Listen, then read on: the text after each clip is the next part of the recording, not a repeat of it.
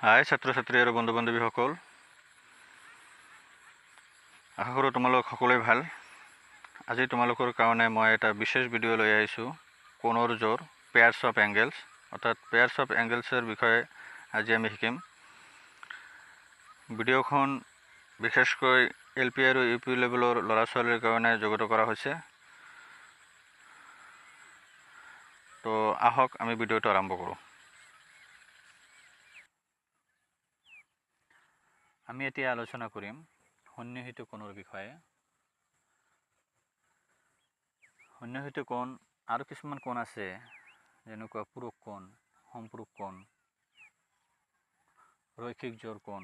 এনেকুৱা কিছুমান কোণৰ জোৰৰ বিষয়ে আমি কেতিয়াবা কিতাপত পাই থাকোঁ আৰু সন্মুখতো পাম। এনেকুৱা কোণৰ জোৰ সম্পৰ্কে যদি সম্যক জ্ঞান আমাৰ নাথাকে, তেনেহ'লে আমি জ্যামিতিত গৈ বিৰাট বিপাঙত পৰিবলগীয়া হয়। আজিকালি ল'ৰা ছোৱালী জ্যামিতি চাই এনেই ভয় পায়। যদি এই সৰু সুৰা বস্তুবোৰ আমি বুজি নাপাওঁ, তেনেহ'লে জ্যামিতিৰ ভিতৰত গৈ ভয় পোৱাটো স্বাভাৱিক কথা। গতিকে আমি কোণৰ জোৰ সম্পৰ্কে আজি আলোচনা কৰিম। আশা কৰোঁ এই আলোচনাৰ মাধ্যমত তোমালোকৰ কিবা নহয় কিবা এটা উপকাৰ হ'ব। প্ৰথমত আহিল সন্নিহিত কোণ। সন্নিহিত কোণৰ ইংলিছ টাৰ্মটো হৈছে এডজাচেণ্ট এংগেল, অৰ্থাৎ সন্নিহিত কোণ হ'বলৈ হ'লে দুটা চৰ্ত মানিব লাগিব। এটা হ'ল কোনো এটা বাহু সাধাৰণ বাহু হ'ব লাগিব। এজোৰ কোণ সৃষ্টি হ'ব। এজোৰ কোণৰ ভিতৰত এটা বাহু সাধাৰণ বাহু হ'ব লাগিব, অৰ্থাৎ দুয়োটা কোণৰ মাজত থাকিব লাগিব। আৰু আনটো হ'ল তিনিডাল ৰশ্মি থাকিব। তিনিডাল ৰশ্মি কি থাকিব? এটা বিন্দুত মিলিত হ'ব লাগিব, অৰ্থাৎ কমন ভাৰ্টেক্স এটা থাকিব লাগিব, সাধাৰণ মূলবিন্দু যিটো কোৱা হয়। এনেকুৱা এইটো তিনিটা বাহুৱে কি কৰিছে? আহি ইয়াত লগ লাগিছে। এইটো হ'ল 1 নম্বৰ বাহু, এইটো হ'ল সাধাৰণ বাহু, এইটো হ'ল 2 নম্বৰ বাহু।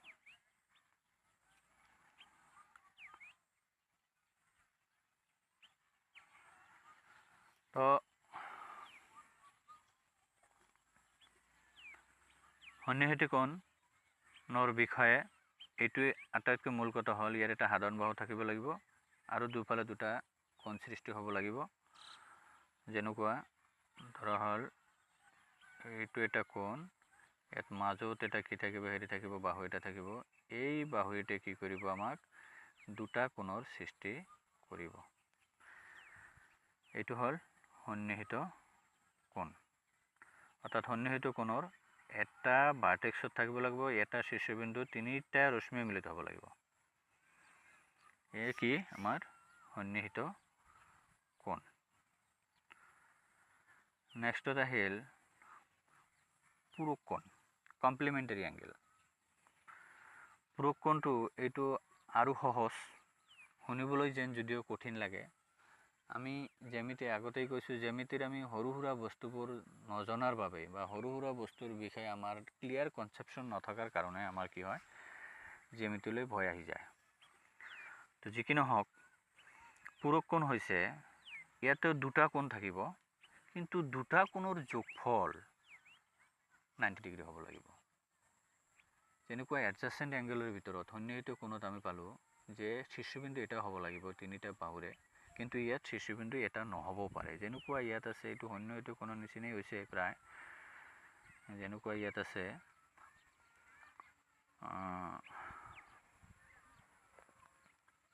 60 ডিগ্ৰী আৰু 30 ডিগ্ৰী, দুটা মিলি 90 ডিগ্ৰী। কিন্তু এই তিনিটা বাহুৱে কি আছে? এটা বিন্দুত মিলিত হৈ আছে, তাৰমানে শীৰ্ষবিন্দু এটা। কিন্তু ইয়াৰ ক্ষেত্ৰত দেখা গ'ল এই দুটাই কমপ্লিমেণ্টাৰী এংগেল। 60 ডিগ্ৰী এটা বেলেগ ঠাইত আছে আৰু 30 ডিগ্ৰী এটা বেলেগ ঠাইত আছে। এই দুটা মিলাই কি হ'ব? কমপ্লিমেণ্টাৰী এংগেল হ'ব, তাৰমানে পূৰক কোণ হ'ব। তলত আৰু কেইটামান উদাহৰণ আছে, ইয়াত দিছোঁ আমি। এটা হ'ল 27 ডিগ্ৰী, এটা হ'ল 63 ডিগ্ৰী। এই দুটা যদি আমি যোগ কৰি দিওঁ, তেনেহ'লে আমাৰ কি হ'ব? 90 ডিগ্ৰী হৈ যাব। তো কমপ্লিমেণ্টাৰী এংগেল মানে পূৰক কোণৰ কথা এইটোৱে আহে যে দুটা কোণ মিলি আমাৰ কি হ'ব লাগিব? 90 ডিগ্ৰী হ'ব লাগিব। এতিয়া কোণ দুটা এটা শীৰ্ষবিন্দুটো থাকিব পাৰে নাইবা বেলেগ বেলেগকৈ থাকিব পাৰে। আমাৰ প্ৰশ্নটো হ'ল, যদি কেতিয়াবা প্ৰশ্ন আহে যে 60 ডিগ্ৰী কোণৰ পূৰক কোণ কিমান, তেনেহ'লে আমাৰ ক'ব লাগিব 30 ডিগ্ৰী। এতিয়া যদি কয় 30 ডিগ্ৰী কোণৰ পূৰক কোণ কিমান, তেনেহ'লে আমাৰ ক'ব লাগিব 60 ডিগ্ৰী। এতিয়া কোণ দুটা ক'ত আছে, এডজাসেণ্ট হৈ আছে নে নাই, সেইটো কথা নহয়। কথা হ'ল দুটা কোণ মিলি আমাৰ কি হ'ব লাগিব, 90 ডিগ্ৰী হ'ব লাগিব। তেতিয়া আমাৰ কি হ'ব, কোণ দুটা পূৰক হ'ব, এটা আনটোৰ পূৰক হ'ব। যদি কয় 40 ডিগ্ৰী কোণৰ পূৰক কোণ কিমান, তেনেহ'লে ক'ব লাগিব 50 ডিগ্ৰী। সেইদৰে 50 ডিগ্ৰীৰ পূৰক হৈছে 40 ডিগ্ৰী। আশা কৰোঁ এইটো ক্লিয়াৰ। নেক্সট আহিল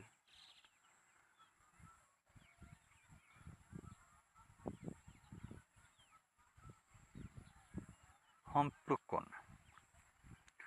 নেক্সটত আহিছে কি, সম্পূৰক কোণ। সম্পূৰক কোণ হৈছে, সম্পূৰক কোণৰ ইংলিছ নামটো হৈছে সাপ্লিমেণ্টাৰী এংগেল, অৰ্থাৎ দুটা কোণৰ যোগফল এই ক্ষেত্ৰত কি হ'ব লাগিব, 180 ডিগ্ৰী হ'ব লাগিব। দুটা কোণৰ যোগফল কিমান হ'ব লাগিব, 180 ডিগ্ৰী হ'ব লাগিব। দুটা কোণৰ যোগফল কিমান হ'ব লাগিব, 180 ডিগ্ৰী হ'ব লাগিব। ইয়াত চোৱা হ'ল, এটা হ'ল 50 ডিগ্ৰী, আনটো হ'ল 130 ডিগ্ৰী। দুটা কোণ আছে, দুটা কোণ মিলি আমি হিচাপ কৰিলে আমি কিমান পাম, 130 ডিগ্ৰী আৰু 50 ডিগ্ৰী হিচাপ কৰিলে দুটা মিলি আমি পাম 180 ডিগ্ৰী। দুটা মিলি আমি কিমান পাম, 180 ডিগ্ৰী। তলত আন এটা কোণ দিয়া আছে 60 ডিগ্ৰী আৰু 120 ডিগ্ৰী। দুটা মিলি আকৌ কি হ'ব, 160 degree plus 120 degree equal to হৈ আছে 180 ডিগ্ৰী।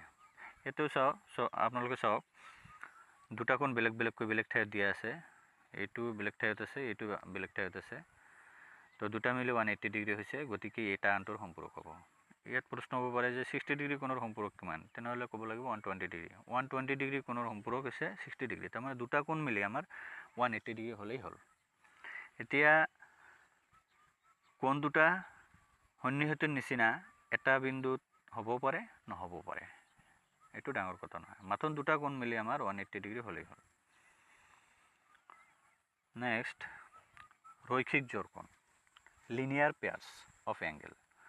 ৰৈখিক জোৰ হৈছে যে 180 ডিগ্ৰী, অৰ্থাৎ এইটো আমাৰ ক্লিয়াৰ হ'ব লাগিব যে 100, এইটো হ'ল আমাৰ সৰল ৰেখা, সৰল কোণ। এই সৰল কোণৰ ওপৰত যেনেকৈ ইচ্ছা ভাগ কৰিব পাৰে আপোনালোকে। যদি এইটো ধৰা হ'ল 80 ডিগ্ৰী হ'ল, তেনেহ'লে অট'মেটিকেলি যেহেতু এক সৰল কোণ 180 ডিগ্ৰী, অট'মেটিকেলি এইটো কি হ'ব, আমাৰ 100 ডিগ্ৰী হ'ব। এইটো হ'ব 100 ডিগ্ৰী। দুটা মিলি কি হ'ব, ৰৈখিক জোৰ হ'ব, অৰ্থাৎ দুটা মিলি আমাৰ কি হ'ব লাগিব, 180 ডিগ্ৰী হ'ব লাগিব।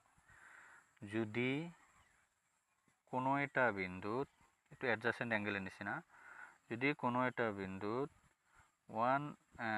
আন এটা বাহুৱে কি কৰিলে, যদি 180 ডিগ্ৰী কোণক ভাগ কৰি দুটা ভাগ কৰে, তেনেহ'লে এটা ভাগ আনটোৰ কি হ'ব, সম্পূৰক কি লিনিয়াৰ পেয়াৰ্স হ'ব, অৰ্থাৎ কোণ দুটা আমাৰ কি হ'ব, লিনিয়াৰ পেয়াৰ্স হ'ব। তো ৰৈখিক জোৰ, কোণৰ ৰৈখিক জোৰ সম্পৰ্কে ভালদৰে বুজিবৰ বাবে আমি আৰু দুটা উদাহৰণ ইয়াত লৈ আহিছোঁ। এইটো এটা, এইটো এটা।